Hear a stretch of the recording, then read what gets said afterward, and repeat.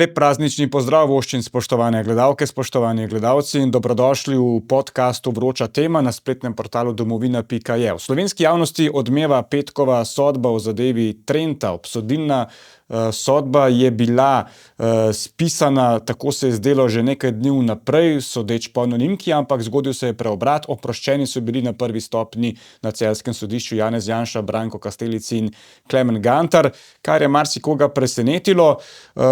Ali je šlo v tem desetletje in še več dolgemu sodnemu postopku za sodno farso ali pa kaj drugega, morda za neučinkovitost slovenskega pravosodnega sistema? To je eno izmed vprašanj, s katerimi se bomo danes ukvarjali z nocojšnjim sogovornikom, eminentnim gostom, zdaj že upokojenim, vrhovnim, višjim, tudi ustavnim sodnikom, gospodom Janom Zobcem. Lepo pozdravljeni. Lep pozdrav in hvala za vabilo. O marsičem bova danes debatirala, o tem, ali imamo v Sloveniji pravosodje ali krivosodje, kako gledate na zaušnico, ki jo je Ustavno sodišče pred dnevi dalo Zoranu Jankoviću. Govorila bova seveda o tem, kako lahko ljudje, ki so žrtve sodnih postopkov, več kot desetletje trajajočih, izterejo kakršnokoli pravico, če sploh. Ampak začniva pri petkovi sodbi v zadevi Trenta. Marsikoga je presenetilo, da je bil Janez Janša skupaj s prvoobtoženim Brankom Kastelicem oproščen. Čisto direktno vprašanje. Torej, je vas to presenetilo? Ste vi pričakovali obsodilno sodbo? Moram priznati, da sem pričakoval obsodilno sodbo, ne sicer zaporno, temveč pogojno. To pričakovanje pa temelji bolj na načinu, kako je bil postopek voden, in na odnosu do obdolženca, vse to, kar se je dogajalo z njim v zvezi s tem postopkom in celoten kontekst pravzaprav. V ta kontekst sodijo tudi ostali postopki zoper njega. On je, kako bi rekel, tako rekoč en serijski poraženec v sodnih postopkih. Ne vem, če je s katerim od sodnih postopkov sploh uspel. Je pa cela vrsta postopkov bila zoper njega. Tudi on je nastopal kot tožnik, ampak tudi tam propadel. Tako da po tem zakonu verjetnosti, ki nima nič s pravom, seveda, ampak samo po zakonu verjetnosti, po kontekstu, sem pričakoval njegov poraz tukaj. In moram reči, da me je ta oprostilna sodba presenetila, lahko rečem tudi prijetno presenetila. Gospod Zobec, a ste bili vi presenečeni, kaj se je dogajalo v dneh pred to sodbo? Ta anonimka, ki je prišla v javnost, češ da bo Janez Janša dobil 2-letno zaporno kazen, tudi Branko Kastelic, ki je pravzaprav prvoobtoženi kot nekdanji direktor Imosa v tej zadevi. In kupica teorij, ki se je razvila, češ zdaj so sodbo spremenili, ker je to ušlo iz sodišča od anonimnega vira. Spet drugi nasprotniki Janeza Janša pravijo, pač to so spravili v javnost strani obrambe, da bi pritisnili na sodišče. Cela vrsta, lahko rečeva zdaj, teh teorij zarote. Res je, zdaj, ko se pojavi ena taka anonimka v tako napeti situaciji, kot je bila ta, in se zgodi potem en tak preobrat, kakršen se je, tudi mene je presenetil, zakrožijo seveda številne špekulacije, teorije zarote, katera ali držijo ali ne vem.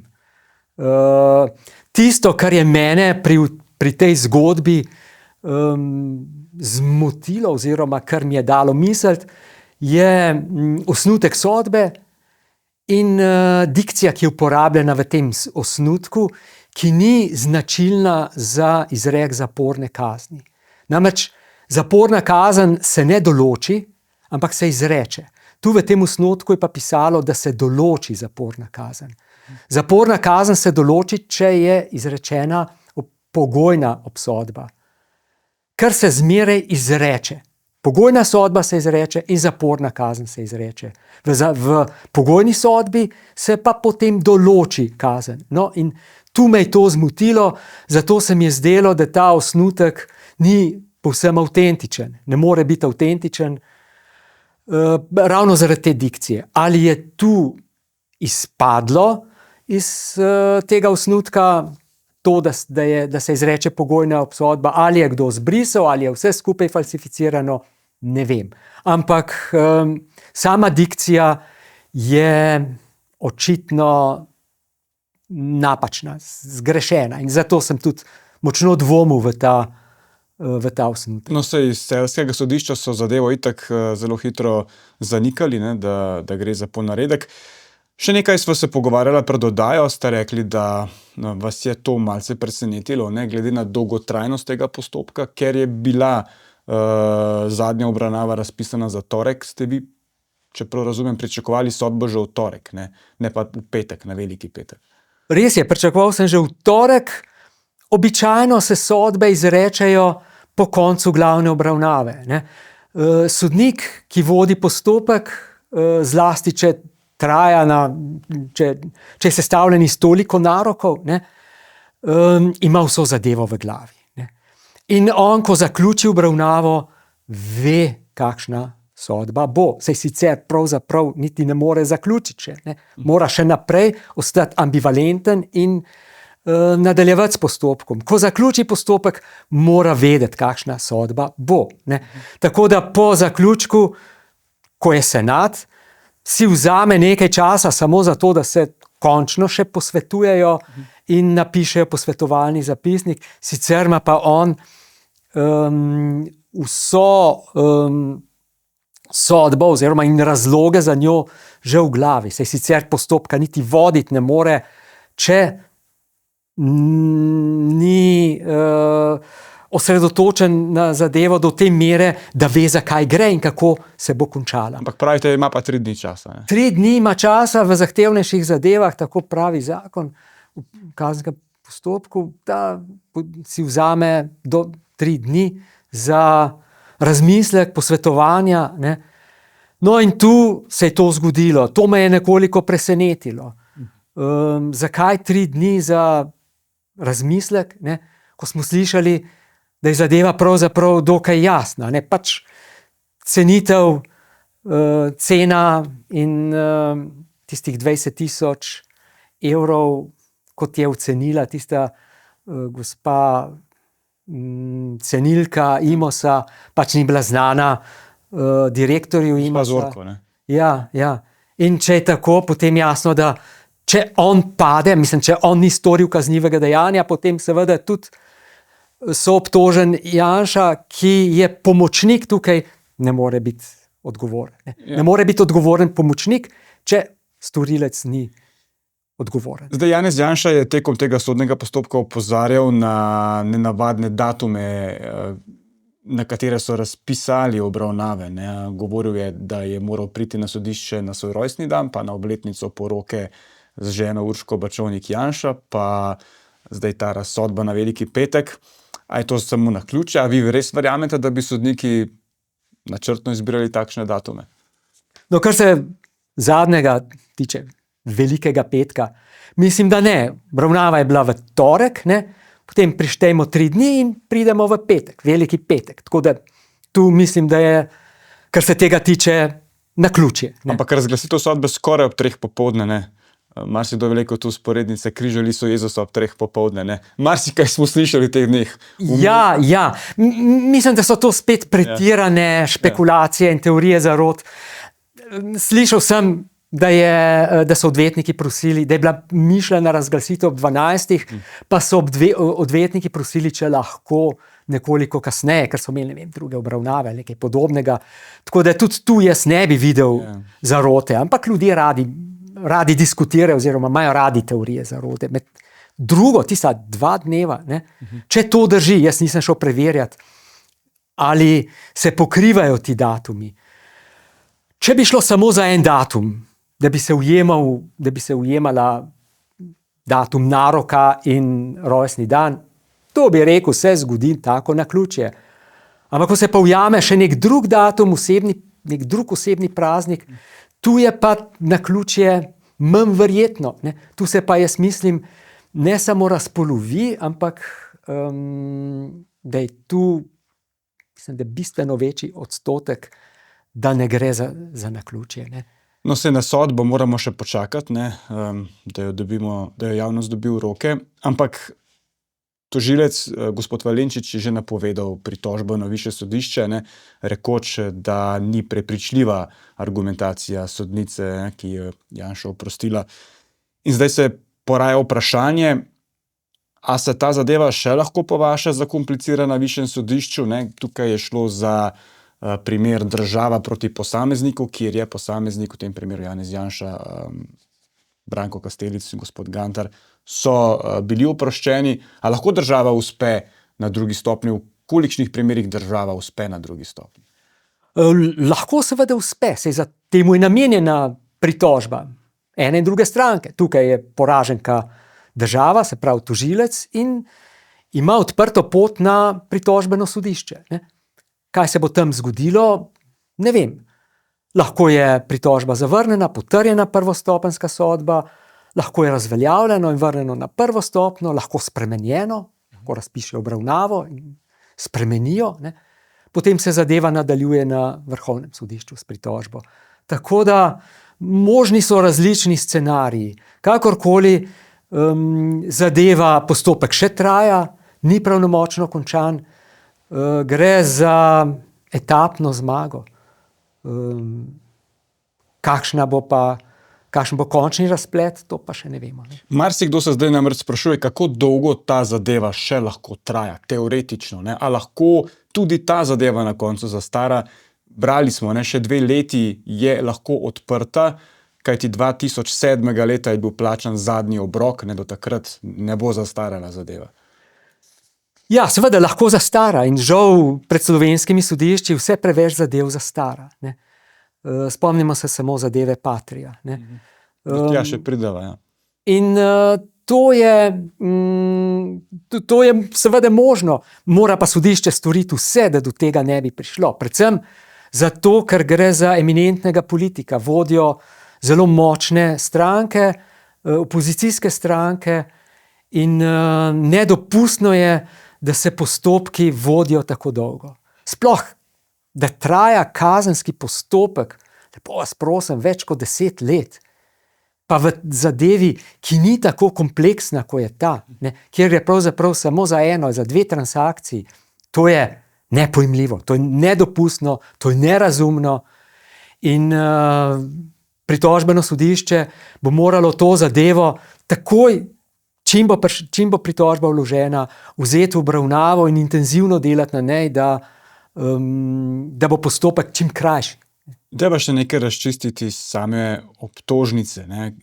Ko je zaključne besede predstavljal Boštjan Valenčič, je poudaril, da ni očitek tožilstva, da je Janez Janša sporno parcelo v Trenti kupil po ceni in nato dobro prodal, ker so tudi cene nepremičnin šle gor, ampak da je njegov očitek, ne, da je od Imosa dobil darilo za drugi obrok stanovanja na Komenskega v Ljubljani, ki ga torej ni sam plačal, posel pa, da so zapakirali v prodajo parcele v Trenti, ne, češ, da je Imos plačal za njegovo parcelo toliko več, da je potem s tem denarjem Janša kupil od Imosa pa neko stanovanje.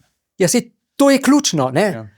Vprašanje, ali je bilo darilo ali ni bilo darilo. Se pravi, ali je bila cena v okvirih tržnih cen v tistem času za podobna zemljišča ali ne. Ne? To je zdaj dejansko vprašanje in glede tega, to je zdaj ključno vprašanje, to je os tega spora. Ne? Se pravi, ali je bila vrednost ustrezna, primerljiva v razponih takratnih tržnih cen za podobno posestvo. Ne? Se to ni šlo za, mislim, da tu ni šlo za parcelo, ampak je šlo kar za posestvo. Ne? Ja, zdaj Janez Janša se je branil, ne, tudi v zaključni besedi je povedal, tole citiram, ne, tako nakup kot prodaja sta bila opravljeni pod tržnimi pogoji, kar lahko preveri vsak, ki zna poiskati nekaj preprostih podatkov na spletu, ne, ki ni prespal vstopa Slovenije v Evropsko unijo.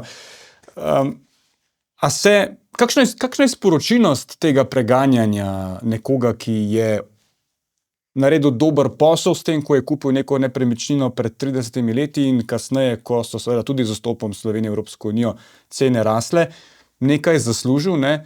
tukaj se nekako krši tudi načelo svobodnega tržnega gospodarstva. Ja, seveda, če se inkriminira razlika v ceni, ne, ja, potem nimamo več nepremičninskega trga. Če to posplošimo, potem je potencialen storilec podobnega kaznivega dejanja vsak, pač, ki nepremičnino, ki jo je kupil, proda za višjo ceno. Ne. Se pravi, če ni na izgubi ali pa ničelno, ne, ampak je že na izgubi zato, ker je imel za to še stroške. Ne. Se pravi, če nisi na izgubi, si že potencialni storilec kaznivega dejanja. Upam, da ljudje tega ne bodo tako razumeli in da bo v Sloveniji nepremičninski trg ohranil svojo integriteto.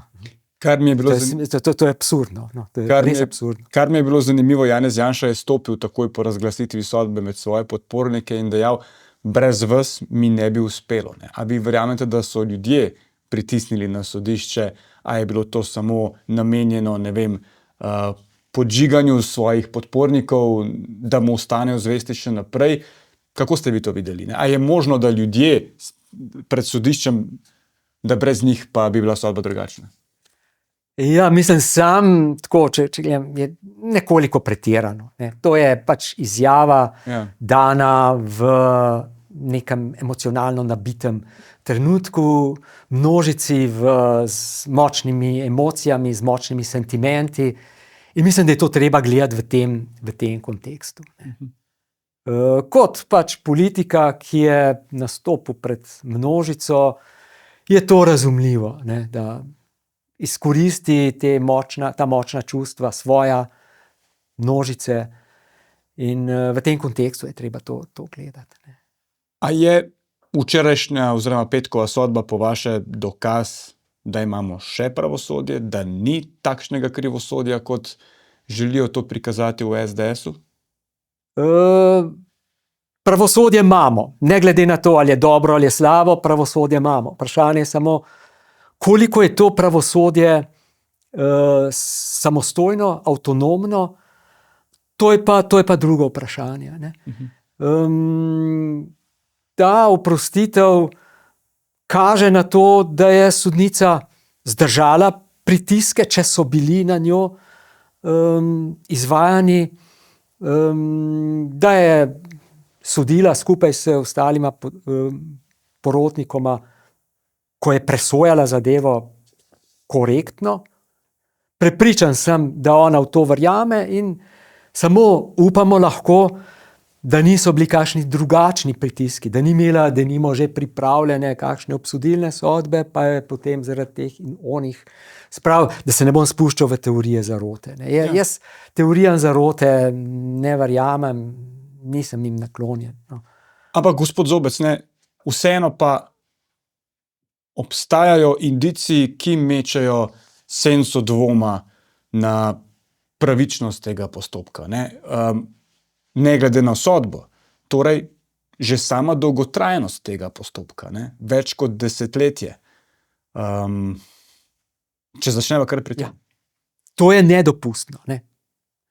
Več kot desetletje trajajoč postopek zoper kogarkoli je nedopusten in bistveno presega vse standarde pravice do sojenja v razumnem roku. Če je pa v tem postopku še eminentni politik, pa toliko bolj.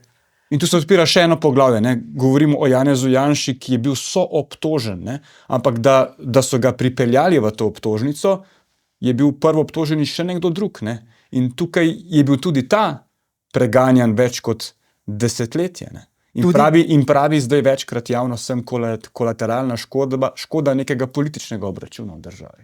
Ja, če gre tu res za političen obračun, tako kot je bil, to je pa zdaj evidentno v zadevi Patria, potem ima ta gospod prav. Govori o Branku Kastelicu. Ja. Potem je kolateralna škoda in če je to pač političen postopek, potem da, seveda. Ne. Po sodbi je Branko Kastelic dejal, ne? Pričakoval sem oprostilno sodbo, ker nisem ničesar kriv, ampak kdo mi bo zdaj vrnil 12 let, 13 let mojega življenja, zdravja, živcev? Ja.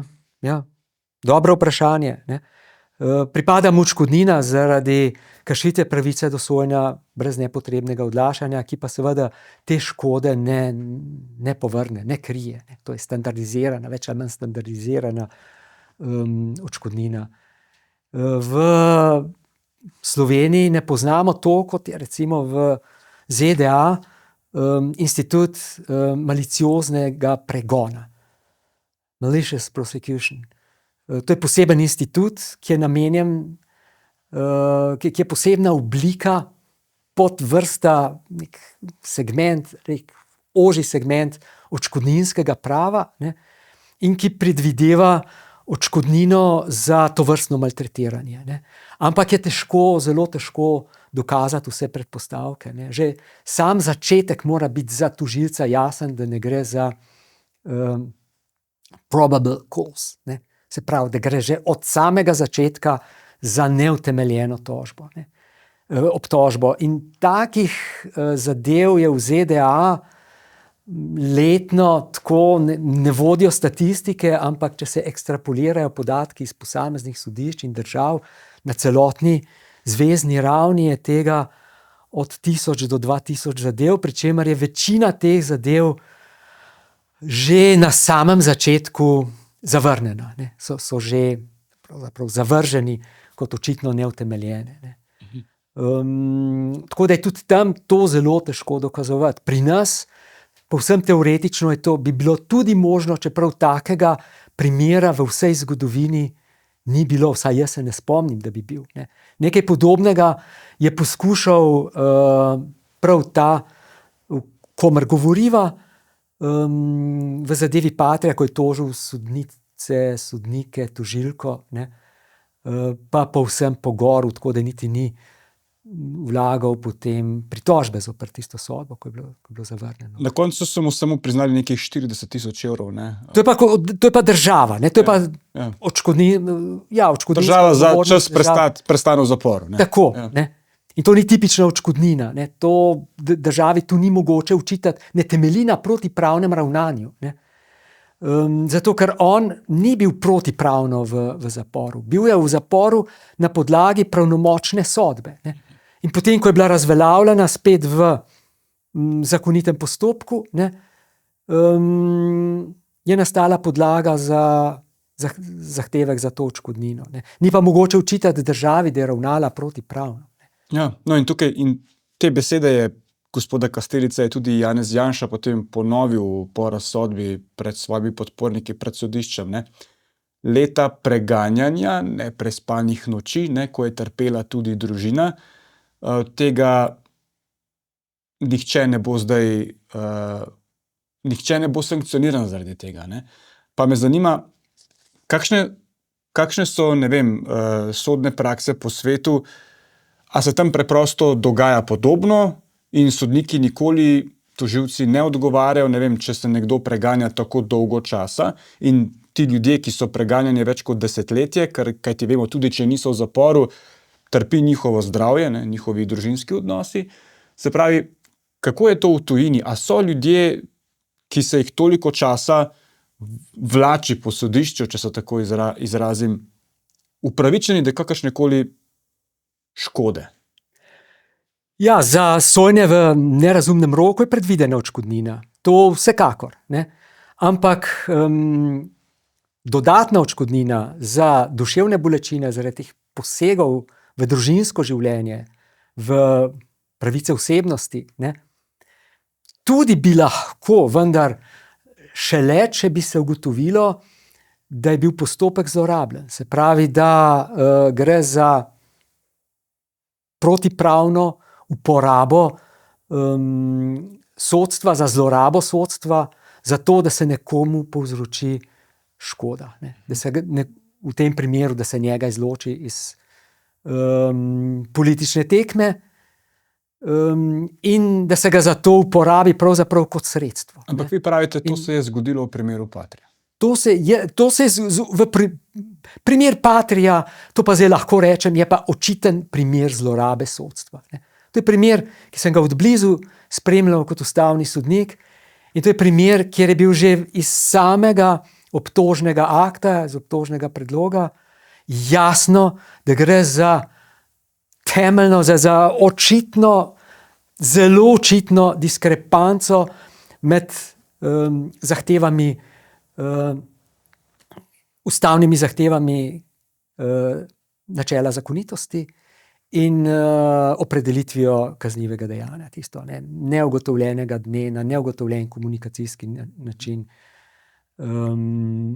Vi ste rekli, da je bila ta sodba nekako prelomna ustavnega sodišča takrat. Ja, ta sodba je bila prelomna zato, ker je bila razkrinkana ta zarota. Tukaj pa zdaj lahko rečem zarota, no, zloraba sodstva v politične namene in za odstranitev neljubega, nevšečnega politika. Ne. To je bilo pa več kot očitno, posebej še, ko zaokrožite celotno zgodbo, ne, kamor sodi tudi vloga takratnega predsednika Vrhovnega sodišča, ne, ki se je inštaliral v ta senat, ne, kar je bila po mojem kršitev naravnega zakonitega sodnika, ne, njegovi nastopi na dnevih pravnikov. Ne. Govorite o gospodu Masleši. Njem, ja. Ta širok aplavz, ne, publike, zlasti vrhovnih sodnikov, ki so sedeli v prvih vrstah.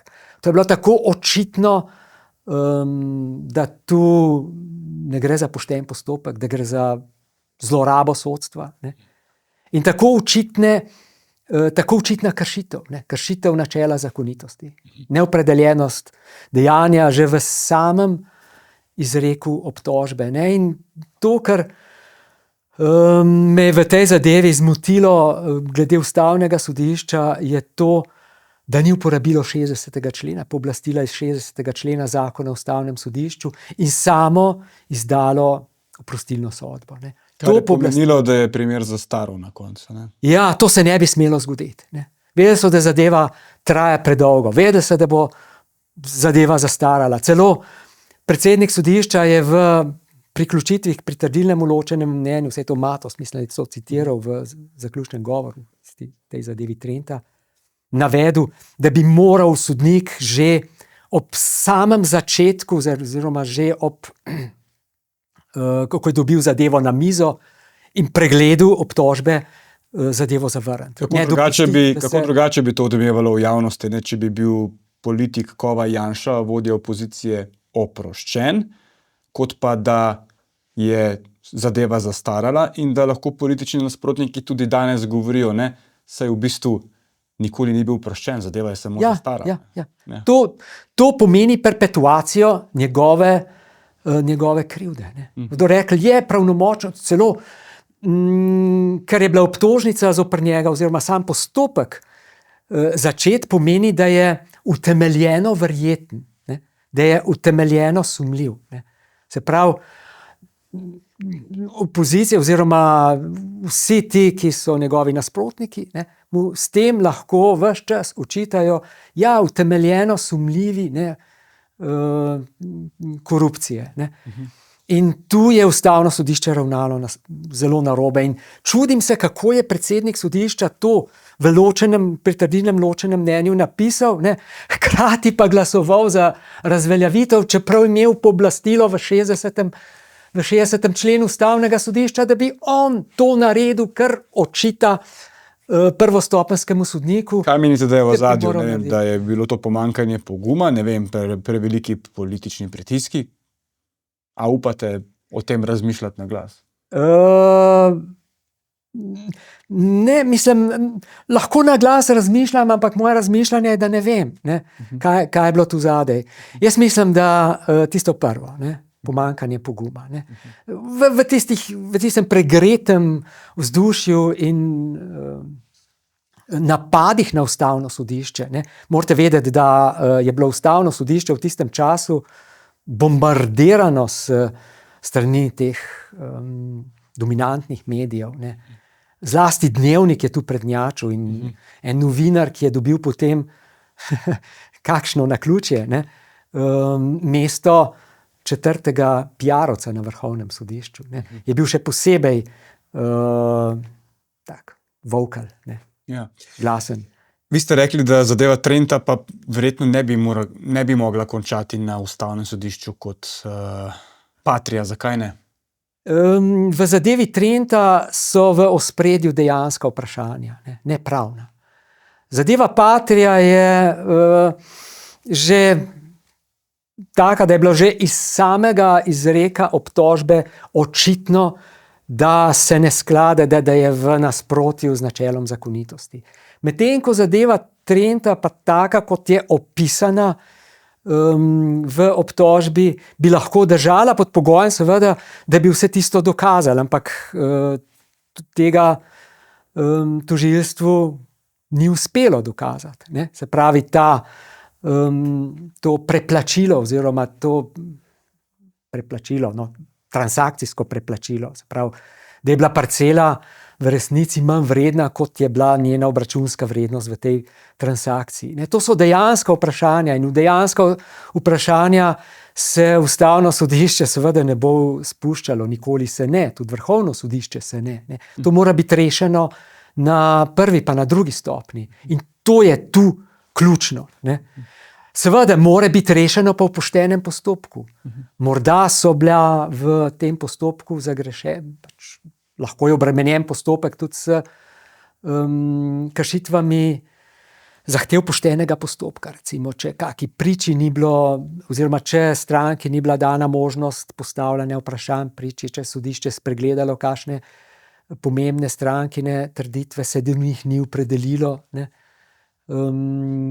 Vse to lahko vpliva vse to je seveda bi bila kršitev poštenosti postopka in to pa je razlog za padec postopka, ampak sedes materije tu in kar je sporno, os postopka so pa dejanska vprašanja, se pravi cenitev. Ne.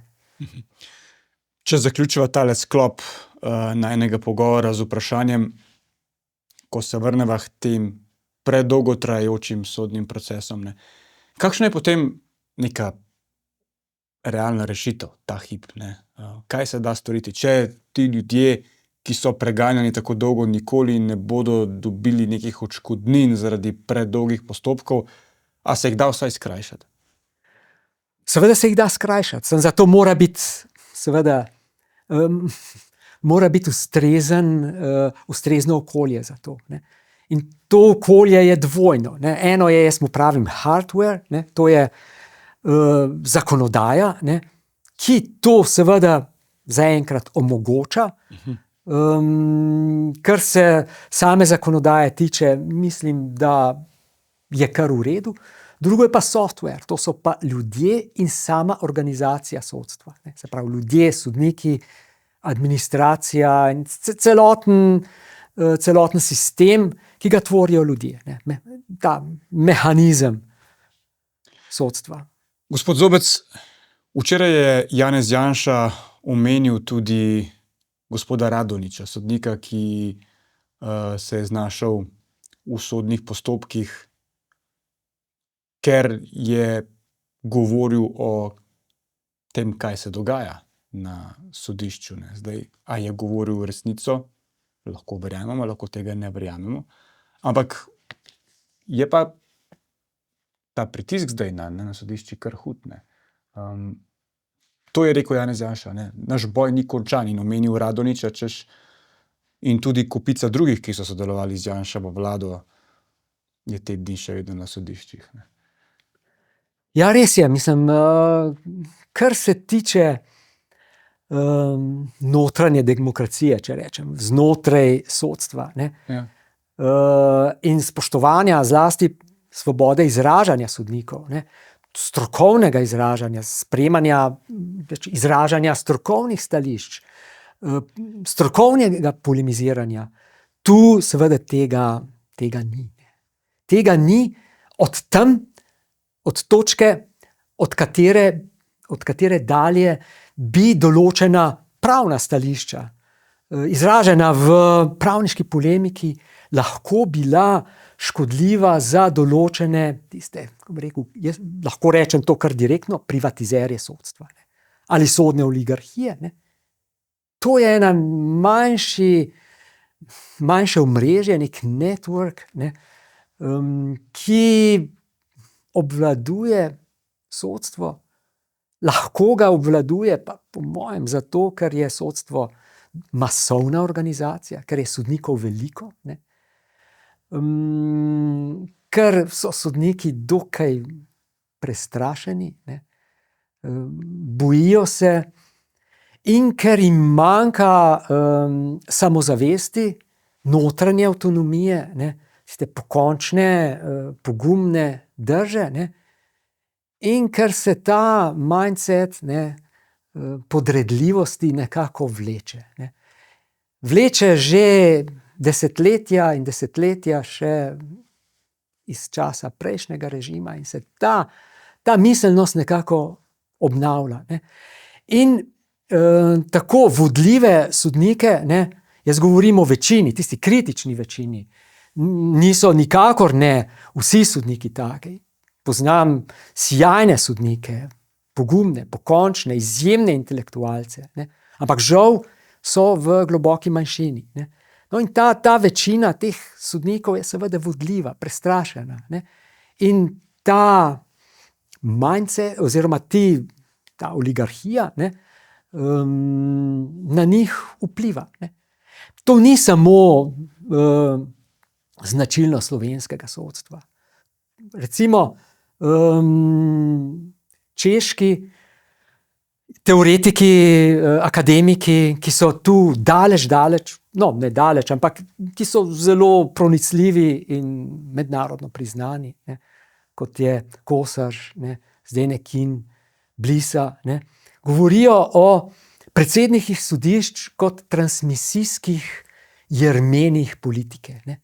In politika tu pač, kako bi rekel, outsourca svoj vpliv, ne, na ta omrežja.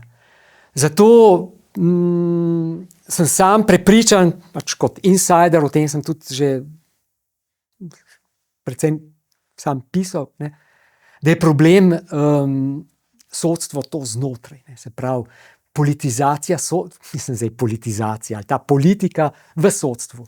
Ni zdaj vpliv zunanje politike in tako dalje, ne, ampak ključne figure v sodstvu, ki zasedajo pomembne položaje, ne, to so predsedniki sodišč, ponekod tudi vodje oddelkov. Izrazit mehanizem je v disciplinski komisiji, ne, izrazit mehanizem je v tej etični komisiji in tam pa v tudi personalnih svetih in tam imajo pač svoje ljudje in to so pač ti vzvodi korenčka in palice, ne. Represije in nagrajevanja, ne. Hitrejše napredovanje in boste videli, nekateri sodniki ekspresno napredujejo, ne, nikakor ne po meritokratskih kriterijih, spet odlični so tlačeni navzdol, ne. In to so ti mehanizmi, zdaj bolj glasni, pridejo pa pred etično, pa disciplinsko in tako dalje. Ampak gospod Radonjić je te razmere tudi poznal, verjetno je vedel, kaj ga čaka, če nastopi v javnosti na takšen način. Tisto je bilo samomorilsko, kar je, seveda, to se je vedelo, to smo vsi vedeli, da se bo z njim pač zgodilo to, kar se je, ne. Mislim, nismo presenečeni, da je to pač. Poznamo delovanje sodstva vznotraj, ne. Je bilo pa to zelo na brutalen način, ne? Zelo na brutalen način, ja. Zelo na brutalen način, zlasti to, kar se je pred celjskim sodiščem dogajalo, ne. Pa tudi suspenz, ne, je bil po mojem napačen, ne. Povsem napačen, tisto je bil neutemeljen, ker je temeljil na njegovih, ne vem, nekih izjavah in tako naprej, ne. Ne pa na tem, da bi pri sojenju delal napak. Ja, kajti veljal je za zelo pravičnega sodnika, ne. Zdaj tudi on je bil tisti, ki je oprostil Milka Noviča, ne, po letih sodnega preganjanja, ampak tudi po pritožbi je bila potrjena ta oprostilna sodba Zvezdana Radonjića. Ja, sej to njegova oprostilna sodba je bila pravzaprav samo posledica tega, kar je Vrhovno sodišče judiciralo. Ne. On pravzaprav drugače kot oprostiti ni mogel, glede na to, kar je Vrhovno sodišče navedlo. In to je? Kaj je navedlo? Da so bile napake te očitne napake pri sprejemanju dokazov oziroma pri oceni dokazov. Tako da mu je na nek način že skoraj napisalo sodbo, ni moral to seveda še izpeljati, je pa izpeljal korektno, vendar... Ampak ravno s to oprostilno sodbo se je gonja proti njemu začela, kajti takrat v svoji razsodbi je prvič govoril o težavah znotraj. Jaz mislim, da ne toliko zaradi razsodbe, ker njegova sodba je bila samo reprint razveljavitvene sodbe Vrhovnega sodišča. Ne? Ampak tisto, kar je ob razglasitvi povedal, ne? S tistim je pa dvignil pritisk v ekonomloncih v nekaterih glavah. Ne? Gospod Zobec, tudi vi ste bili pogosto kritični, ne, do razmer v sodstvu, do stanja slovenskega pravosodja. A ste bil tudi vi kdaj tarča vaših kolegov? Verjetno neposredno ne, ampak v medijih pa, ne, Mladina, Dnevnik, so vas zelo hitro narisali zraven Janeza Janše. Ne, da ste... Ja, tako je. No, ti mediji seveda, lejte, pa kdo pa te medije sploh resno jemlje? No, jaz jih ne in mene to sploh ni prizadel. So what? Mladina, Večer, Dnevnik. Nekaj drugega je pa seveda, ko se pa notranji represivni mehanizmi sprožijo zoper tebe, ne, ko je predsednik, bivši predsednik, pa sedanji predsednik, ne, ko sta zoper mene predlagala postopek zoper pred etično komisijo. O gospodu Pogačniku tudi govorite? Ne? Ne. Govorim o Miodragu, kaj je ta temle? Gospodu Đorđeviću? Ja, in Florjančiču. No. Ona dva sta zaradi mojega pravnega stališča, da pred Slovenskim vrhovnim sodiščem stranka, ki nima v Sloveniji upravljenega pravosodnega izpita, pač pa v nekih bivših republik, ne more niti v lastni zadevi nastopati. Pravi, vaše mnenje v zvezi z gospodom Maslešem? Ja, nima postulacijske sposobnosti in tako je Vrhovno sodišče sodilo. Ko sem pa jaz samo to, kar je Vrhovno sodišče že sodilo, povedal, in to povedal zato, ker je gospod, ki ste ga prej omenil, rekel, da je pa Višek natolcevan, da njegov izpit iz Bosne v Sloveniji ne velja. Sem rekel, to ne drži, ker je Vrhovno sodišče judiciralo v tem in tem primeru tako in tako. Ne? In zato, si morate misliti, zaradi tega utemeljenega odgovora na njegovo neutemeljeno trditev, ne, me je potem etična komisija spoznala za moralno zavržnega in sicer zato, ker sem imel slabe namene. In zdaj oni govorijo, da nisem imel da sem imel slabe namene, ampak da so oni to nekako nasplošno rekli. Skratka, poln nonsens. Jaz to izpodbijam na Vrhovnem sodišču in seveda lahko rečem v svojem primeru krivosodje. Teh 5 sodnikov, morda je kdo glasoval tudi proti, ne vem, ampak večina je aparačikov, ker so to zavrgli, češ, sej to sploh ni noben akt, to je samo nasplošno nekaj fantazirala etična komisija, ampak noter sem naveden kot nekdo, ki ima slabe namene, ki je nekaj povedal s slabimi nameni, ne?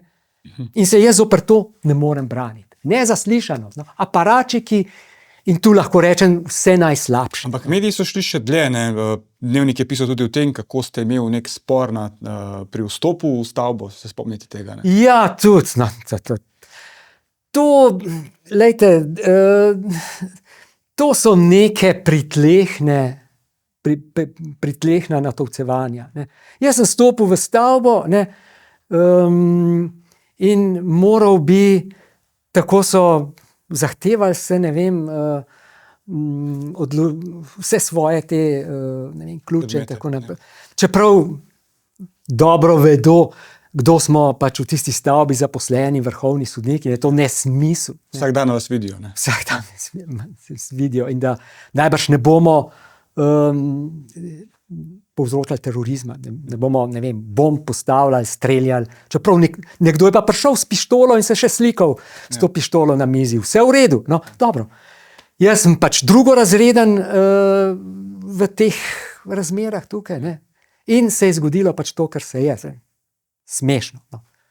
Res, ob tem sem se zabaval, ampak na trenutke je bilo pa tudi zelo resno in me je poučilo, da sem prišel na nek povsem drug planet. To je bilo tako rekoč neposredno po vrnitvi z ustavnega sodišča. No, in prijatelj mi je rekel, ja seveda, mislim, očitajo ti zadeve, kjer si napačno glasoval, Patria, Titova cesta in tako dalje. Morda res. No.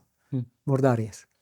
Gospod Zobec, zakaj se nihče ne prijavi za predsednika Vrhovnega sodišča? Gospod Đorđević bo moral prenehati, ker je izpolnil to zahtevano starost, mislim, da 70 let, pa se mora umakniti, ampak zdaj neke želje po tem mestu pa ta hip ni. Zakaj po vaše? Ja, to je že ustaljen, kako bi rekel, ustaljeni liki so to. Ne? Najprej obvezni liki, to se ponavlja iz razpisa v razpis oziroma ob menjavi v menjavo. Najprej se mora en razpis iti v prazno, pa drug razpis iti v prazno. Ne? In potem na tretji razpis se prijavi nekdo, ki je najmanj kompetenten, ki je, kako bi rekel, če kdo, potem ta ni primeren kandidat. Ampak potem je ravno ta izbran. Ampak zakaj se ne prijavljajo? Zakaj so prazni ti razpisi? Zato, ker če bi se prijavili, ne, sej Vrhovno sodišče, verjemite, premore kar nekaj, lahko rečem, več zelo primernih, dobrih kandidatov in dobrih predsednikov Vrhovnega sodišča. Zelo primerni, zelo uglednih, primernih, ampak ti se ne bodo prijavili. Ne bodo se prijavili, čeprav jih morda to mika, ne, ker bi jih zmleli. Ne. Ker bi jih zmleli. Sem pomislite, kako je bilo v zadevi, ko se je prijavil sodnik Štravs. Ne. Zmleli so ga in kaj se je dogajalo. Ne. To vse pove. Ne. In potem se ne prijavljajo. Ne. In potem na tretji razpis se prijavi nekdo, ne, ki potem tako rekoč izsili svojo izvolitev oziroma podporo s tem, da zdaj pa moramo, ker sicer bomo ostali brez, moramo ga podpreti kogarkoli, ne, tudi ne vem, če je rekel zdaj, ulična svetilka, ne, samo da imamo predsednika. Ne. In potem, kar sem pogledajte, najslabše možne predsednike smo imeli, oziroma so imeli, zdaj lahko govorim. Mednje štejete tudi gospoda Đorđevića? Tudi, da. Ja. Tudi. Kaj mu najbolj očitate? To, da je pravzaprav samo podaljšek nekoga, ne, ki v sodstvu želi uveljaviti neko trdo roko. Ne. Poglejte, to se kaže v tem, kako je zahteval, kako je vložil pobudo samo zoper sodnik, zoper mene, ki sem, dobro, zdaj, rekel sem pristranski, ne, ampak samo zaradi pravnega stališča. Ne. In takoj seveda mu je šla etična komisija na roke. Ne. Pri kandidaturah za vrhovne sodnike je zmeraj podpiral tiste zelo problematične kandidate, ne. Med drugim nazadnje člana etične komisije, celo predsednika, ne, ki je želel priti na Vrhovno sodišče s prirejenimi podatki. Želel pa je brutalno zatreti vse novinarje, mislim, da konkretno tudi Bojana Požara, ki je poročal o incidentu z njegovim sinom. Ne? Prav tako, ne? Prav tako. Je tukaj poskušal zlorabiti svojo moč, po vaše? V to se ne bi spuščal, ne? Ampak zelo nenavadno je, da je vlagal tožbe zoper te novinarje, ne, ki so pač pisali o pomembni družbeni temi. Ne. Zelo nenavadno je, da se je bahal s tisto pištolo. Ne. Rekel je, da gre za repliko, ne? Imel pa jo je na mizi med intervjujem. Ne? To je šele potem kasneje prišlo v javnost. Kar je bilo na nek način nenavadno, tudi meni se je to zdelo, ne, če lahko v podcastu izrazim svoje mnenje, kot neke vrste balkanizacija sodstva, ker ne, če ima lahko vrhovni sodnik revolver v svoji pisarni. Ne, da ima tudi v glavi. To je, veste. Tu ne gre za to, da je imel repliko, gre za to, da je imel simbol nasilja. Ne? In kdor ima, če ima sodnik na mizi simbol nasilja, ne, ga ima tudi v glavi. Kar pomeni, da nima tudi v glavi argumentov in pravniškega diskurza, ampak moč. In takih sodnikov si demokratična, ustavna demokracija pač ne more privoščiti. Ampak ko smo novinarji sodelovali na eni njegovi tiskovni konferenci, ne, pa je bilo na vhodu napisano vnos orožja na sodišče prepovedan, ne, kar se mi je zdelo še zelo zabavno. Mene so pregledali, sem si mislil, a ne bi raje pregledali vašega predsednika. Ja, še več, ne sem vas, mene so zato vlačili po časopisih, ker sem nepregledan vstopil. Kaj pa on, ko je pištolo prinesel? Ne? To je tisto, pač prvorazredni pa drugorazredni. Ne? In ko tako gledaš, vidiš, pač sodstvo je nek odsev stanja v družbi sploh. Ne? Ampak ko ste se vi odločili za vašo sodniško kariero, kakšen pogled ste vi imeli? Ne? Takrat, ko ste začenjali študij, ko ste prvič postali višji sodnik leta 1985, v času Jugoslavije v Kopru, mislim, da je bilo. Ne? Kakšen ideal pravosodja, sodnega sistema v Sloveniji ste imeli, sploh ob nastanku nove države, in ko gledate zdaj ob koncu vaše kariere nazaj? Ja, mene je v pravu privlačilo civilno pravo, zato ker je to področje, ki ni politizirano, ideologizirano. Ne. Civilno pravo tudi v času prejšnjega režima, ne, je bilo primerljivo s drugimi tudi zahodnimi in tudi vzhodnimi državami. Ne. Urejanje civilnih razmerij med posamezniki ni temeljilo na rdeči zvezdi, ne, in na tej ideologiji. Ne. V določenih segmentih že, no, glede večjih pooblastil, recimo tožilstva pri ugotavljanju ničnosti, ampak to so bile ne take drobne značilnosti, ki niso bile tako zelo moteče za sam pravniški sistem, za samo pravniško logiko, ne, ki ima svoje izvire že v rimskem pravu. Ne. Tako da civilno pravo je bilo tu nekakšen, kako bi rekel, otoček oziroma en izhod. In v tem svetu civilnega prava si lahko pisal, razvijal, razmišljal in se je dalo čisto dobro živeti, no, kot sodnik. Brez teh pritiskov. Drugo so seveda druga pravna področja, ne, ki so bila bolj pod udarom politike.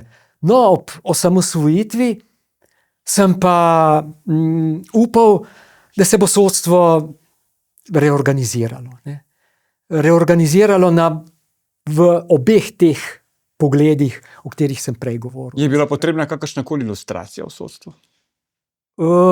Sodstvo je edini podsistem, ki je formalno predvidel ilustracijo. Ne. Saj poznate Pučnikov amandma, mislim, da drugi odstavek 8. člena Zakona o sodniški službi, zdaj se ne spomnim, no, ki je skoraj do nedavnega veljal, oziroma je bil še zapisan, ne, je določil, da sodniki, ki so v prejšnjem režimu pri upravljanju službe hudo kršili, zlorabljali službo in hudo kršili človekove pravice, pač ne morejo biti izvoljeni v trajni mandat. Ne.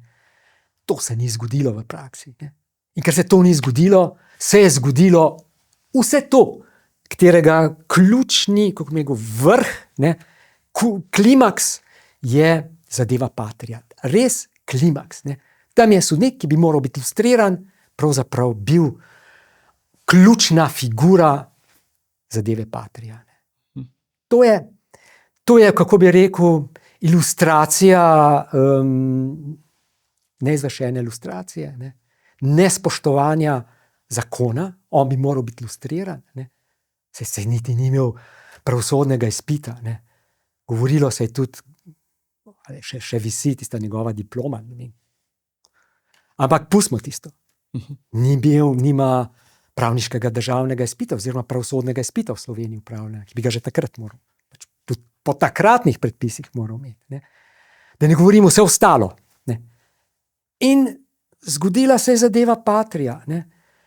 In seveda še kako potrdila Pučnikov amandma in vse to, kar je Pučnik predvidel in kar je želel doseči, žal v praksi se to ni zgodilo. Ampak kaj vas je po 34 letih samostojnosti najbolj razočaralo, kar se tiče vašega poklica?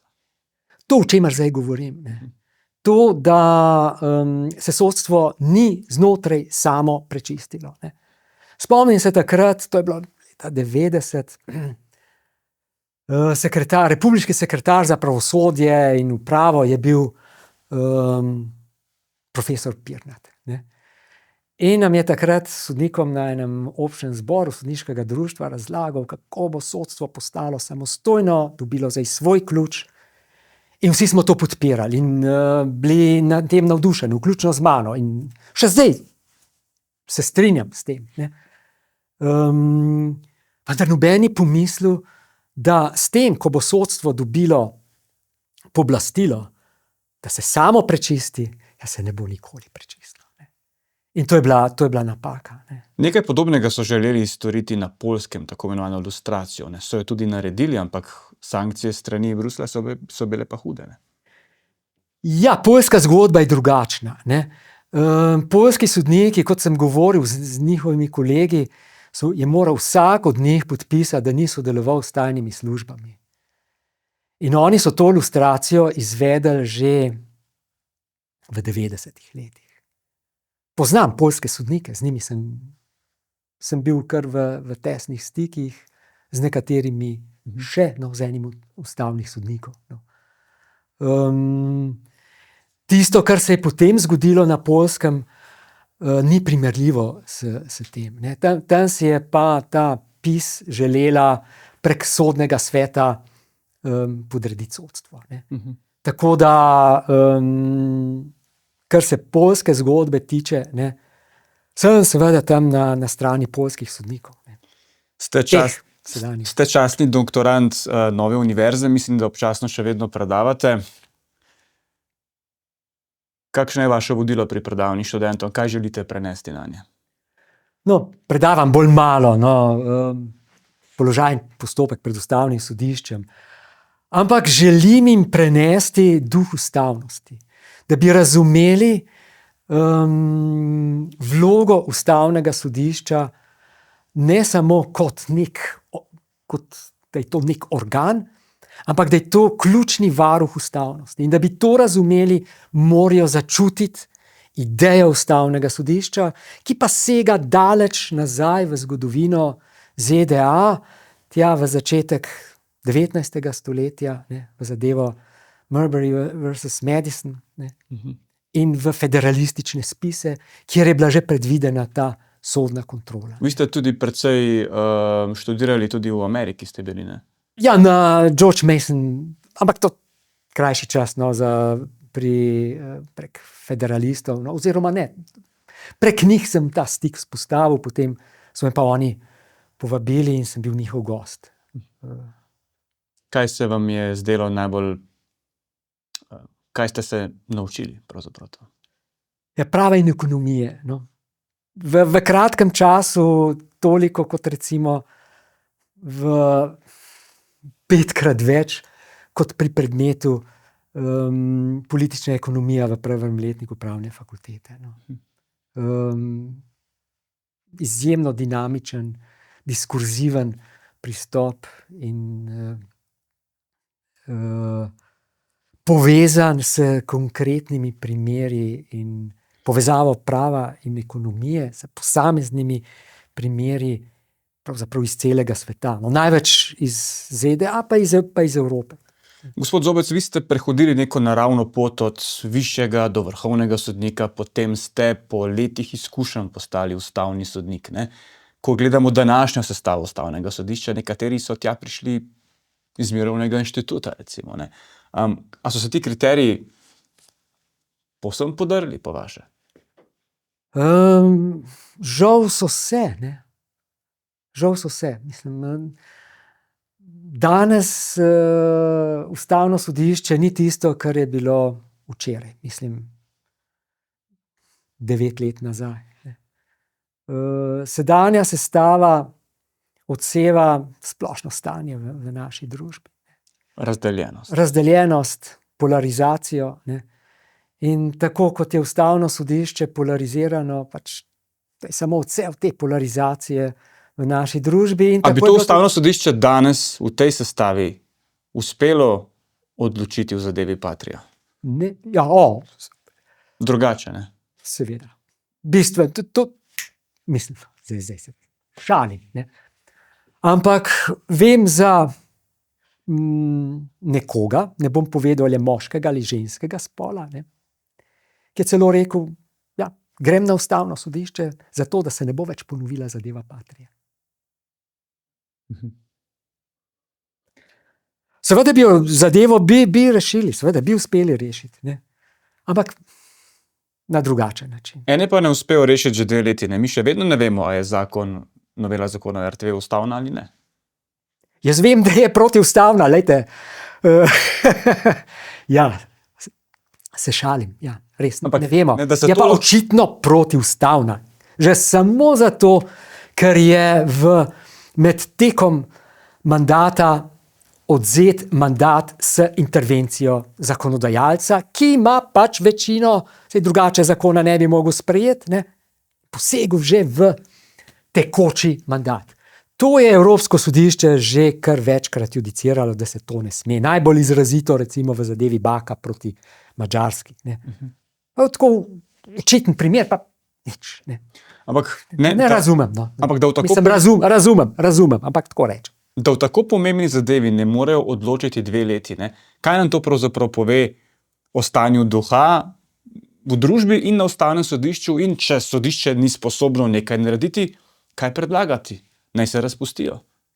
Prepustijo mesto sodnikom, ki bodo o tem znali se poenotiti. Zdaj bom grdo rekel, niso jim treba razpustiti, ker so se že razpustili. Seveda se niso razpustili. Ampak jaz govorim v tem smislu, da so se razpustili, da je to ni več varuh ustavnosti, ampak politike. Ne?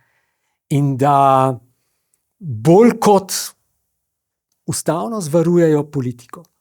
Seveda v tistih zadevah, ki so pa zelo očitno, ker gre za zelo očitne kršitve, se tudi v zakonu RTV gre za zelo očitne, ampak niso odločili. Ne?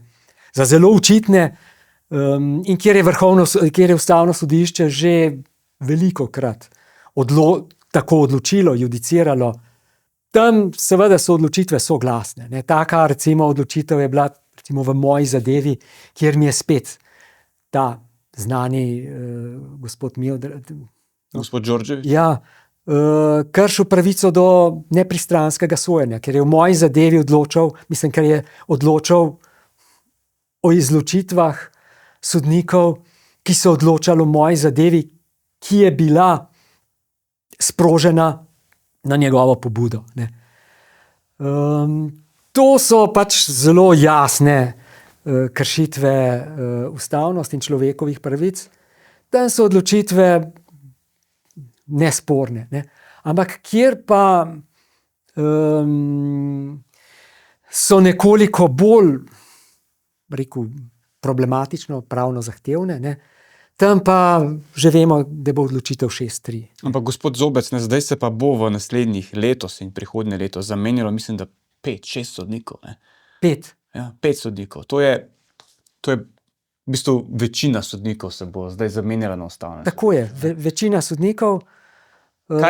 Kaj lahko pričakujemo, ne? Ta Golobova vlada oziroma ta koalicija, ta večina bo zdaj tista, ki bo lahko menjavala sodnike najprej. Ne? Še Res potem je. morda neka nova koalicija. Kaj pričakujete, se bo to razmerje še bolj porušilo?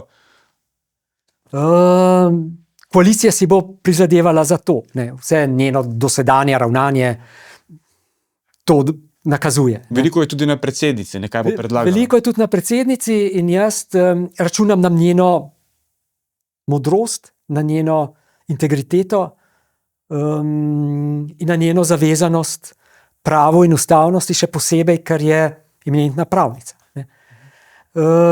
In na njenem mestu bi se, kot sem že nekje napisal, obdal s ustvaril bi neki gremi bivših ustavnih sodnikov, ustavnih pravnikov, akademikov, pravnih korifej in skušal z njimi razčistiti in dobiti prava imena in argumente za njih. Ne? In potem bi s tem prišel v državni zbor. Ne? In če bi bilo to zavrnjeno, ne? V redu, bi bilo zavrnjeno, samo med tem bi iztekel mandat in ustavne sodnike, ko bi znova predlagala, bi imenovala neka druga koalicija, ne? Ki ne bo taka, kakršna je zdaj. Tako da ona lahko ta trenutek, ko se bližajo volitve, izkoristi kot pritisk na koalicijo, da pride z najbolj kompetentnimi, najboljšimi kandidati, ki jih dobro utemelji s pravnimi korifejami, s gremijem, s katerim se je obdala. In ne posluša politike. In to je bila napaka prejšnjega predsednika, ki ga sicer zelo spoštujem in je velika osebnost. Ampak Ernest Petrič je bil njegov svetovalec. Ne? Nima besed. To je bila popolna politizacija, popolna trgovina, kjer se je samo trgovalo, vse veste, napaka. Čeprav bivšega predsednika Pahorja izjemno cenim, globoko spoštujem, ampak tu je naredil napako. Ker sva že skoraj pri koncu pogovora, še ena odločitev ustavnega sodišča, odločitve odmevajo v teh dneh. Ne? Ravno v teh dneh na Domovini spet poročamo o 16 novih odločbah ustavnega sodišča v zadevi pritožnikov, lastnikov zemljišč na trasi kanala C0 proti Mestni občini Ljubljana. Kajti občina je pred 2-3 leti prekategorizirala, se pravi, zasebne poljske poti v javne ceste, čez katere je peljala svoje gradbene stroje, da je dostopala do trase kanala, kjer so gradili. Ne? Takrat, ko so poskušali s telesom, s preprekami braniti svojo zemljo, ne? Lastniki zemljišč so potem po tem odloku, ki so ga sprejeli, MOL poslali policiste nad kmete. Videli smo prizore, ko so ležali ti protestniki na tleh, ko so jih odvlekli, ne, na policijsko postajo. Brutalni prizori pravzaprav. In danes, 2-3 leta kasneje, vse te odločitve MOL-a padajo, ena za drugo. V vsaki zadevi ločeno nastajajo sodni stroški. Mislim, da ima zdaj MOL najmanj 10 000 evrov stroškov s temi lastniki zemljišč, ne. Kajti ustavno sodišče je povedalo, kar ste naredili, ni bilo ustavno. Ampak ne, v praksi, razen da bo MOL plačal zdaj te sodne stroške in da bodo te ceste lahko ponovno zaprte, pa tisto, kar je takrat želel MOL, je dosegel. Ne, ni dosegel. Ne. Najprej, ta zadeva je rutinska. Ustavno sodišče je to sprejelo soglasno. Takih odločb smo mi v mojem mandatu sprejeli nič koliko. In to je ena samopašnost občin, ki ni samo značilnost MOL-a, ampak tudi drugih občin po Sloveniji, da zasebne poti gladko prekategorizira v javne poti, ne da bi za to predhodno izpeljali razlastitveni postopek, ne, in bila plačana odškodnina za razlaščence. Ne. Ker predolgo traja, ne? Je lažje tako. Najbrž, ampak to je nezaslišano. No. In obžalujem, no, res, da se to še vedno dogaja. Ne. To so zadeve, ki smo jih mi reševali rutinsko. O tem nismo niti dosti debatirali. To so standardne klišejske obrazložitve. Tako enostavno je to. Ne? Zato so tudi soglasne te odločitve, ne glede na to, ali so sodniki privrženci, ne vem, Jankoviča, ali Srbije ali Slovenije. Ne glede na to. Ne. Tu, kaj ste vprašali, kakšne poti imajo zdaj? Ja, pravzaprav, ne, tisto, kar je takrat MOL želel s tem narediti, se zapeljati stroj do kanala, je itak naredil. Ne. Zdaj ni več pomembno, se te poti nazaj zaprejo. Ampak način, na katerega so to takrat naredili, je bil nezakonit. Ne. Nezakonit, in oni so pač posegali v tujo lastnino in vsi ti prizadeti lastniki imajo pač lastninsko varstvo. Lahko rečeva samo to, da nekih hudih pravnih posledic za občino ni, ne. Stroški bodo itak plačani iz proračuna, ne. Plačali ga bodo davkoplačevalci, razen tega, da je zdaj javnost vidi, kakšen je modus operandi. Ja, modus operandi je protiustaven, je globoko protiustaven, ne. Še bistveno bolj enako protiustaven kot v številnih drugih zadevah, ki so se pred 10 in več leti dogajale. Ne. Ampak še toliko hujša kršitev je, ker bi to morali že kdaj vedeti in so tudi vedeli. Ne. Pa kljub temu tako ravnali. Pravne posledice za MOL bodo pa take, da bodo pač ti lastniki v tožbah, lastninskih, civilnih tožbah zoper MOL uspel. MOL bo morala se iz teh cest umakniti, ne? In lahko bodo zahtevali tudi odstranitev. To je njihova zemlja. Oni so tam gospodarji. Ja, če ne, jih bomo pa razlastili. Ne? Še ne vemo, kaj bomo naredili. Tako zelo enostavno se to zdi. A on bo razlastil. Slovenija je še, in verjamem, da je toliko pravna država, da Jankovič ne bo razlaščeval. Ampak bodo razlaščeni, kot bi rekli Američani, due process of law. Ne? Po zakonitem, pravilnem postopku. Se pravi, na koncu bo v tem odločalo sodišče, ne pa Jankovič. Zaključiva še z eno zanimivo temo, ki se vrti zdaj že 2 leti. Ne? Nakup nove sodne palače na Litijski. Prerazporejena sredstva iz proračunske rezerve. To je ugotovila notranja revizija pravosodnega ministrstva, revizorke Suzane Hecel. Potrdili so to revizorji Računskega sodišča, da sta bila za to odgovorna finančni minister in tudi predsednik vlade in bivša pravosodna ministrica, ampak na koncu mi imamo predlog kazenskih ovadb na strani NPU-ja, kjer so ovadeni samo neki navadni uradniki. Ne. Tudi še to, kakšno je bilo pa tukaj sporočilo po vaše javnosti? Sporočilo je bilo pač tako, da vse to, kar si javnost misli in kar že ve dolgo, pač velja tudi v tem primeru. Da imamo pač državo s prvorazrednimi in drugorazrednimi državljani. In tisti, ki so sprožili ta nakup, ne, brez katerih ti, ki so zdaj obtoženi, sploh nič ne bi mogli delati, ne, so nedotakljivi. Poglejte samo te 6. Ne. Ampak na tem primeru pa brez odobritve finančnega ministra, ne, da se to plačilo iz proračunske rezerve, ki je namenjena izrednim dogodkom, kot so poplave in tako dalje, kakršne so bile malo pred tem, ko je on to naredil. Pol leta prej, ne, še manj kot pol leta prej. Ne. Pač razumi, kdor more. Ne. Mora živeti v Sloveniji, da to razumeš. Jaz se razumem, ampak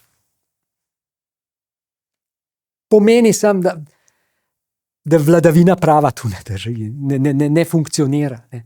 Da ljudje, ki so bili ključni akterji, brez katerih tega posla ne bi bilo, ne, in ki so že zato, ker je šlo iz proračunske rezerve, še kako dobro vedeli, zakaj gre in da kršijo in tako dalje, kjer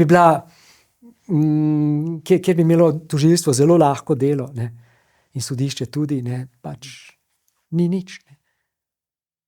In ironija je še večja, da mislim, da celo, da gre za istega tožilca v zadevi Trenta in tu. Ne. Neverjetno naključje. Cenilko, ne, gospod Bredozorko. Ja, ne. In tožilec, cenilka, ne, neverjetna naključja, pa verjamem, da so naključja. Ne. Čeprav živim v Sloveniji, verjamem, da so tu naključja, ampak pomenljiva. No. Ja, tudi z Litijsko se bo ukvarjal gospod Valenčič. Naključje. Čisto za konec, a verjamete v lepšo prihodnost slovenskega pravosodja? Verjamem. Sedanja sestava to obeta. Sedanja sestava. Pozabil sem povedati bistveno. Sedanja sestava sodnega sveta. Ne. Sodni svet v tej sestavi mislim, da ni pod kontrolo, vsaj ne v večjem delu, ni pod kontrolo teh oligarhij sodniških. Nekaj jim je spodletelo pri oblikovanju. Sodniki se očitno začenjajo, prebujati. No? Opažajo, mislijo, avtonomizirajo se. In poznam kar nekaj mladih sodnikov, zelo izobraženih, razgledanih, inteligentnih, predanih delu in starejših tudi. Ne? In vsi ti skupaj mislim, da bodo, upam, prebili te stare okostenele vzorce podredljivosti, ne? In potegnili to, tudi tiste, ki so bolj nagnjeni k tem podrejenosti, da jim bodo sledili in bodo potegnili naprej. Tako da sem optimist, no? Računajoč na teh nekaj, ki jih je sicer malo, ampak so pa izjemni. Gospod Jan Zobec, izjemno vas je bilo poslušati. Hvala za vaše iskrene, informativne in pronicljive odgovore. Hvala vam za povabilo in za pogovor. Vam pa, spoštovane gledalke, spoštovani gledalci, hvala za pozornost. Bilo je zelo zanimivo. Naj vam ob tem še na domovini zaželimo blagoslovljene velikonočne praznike.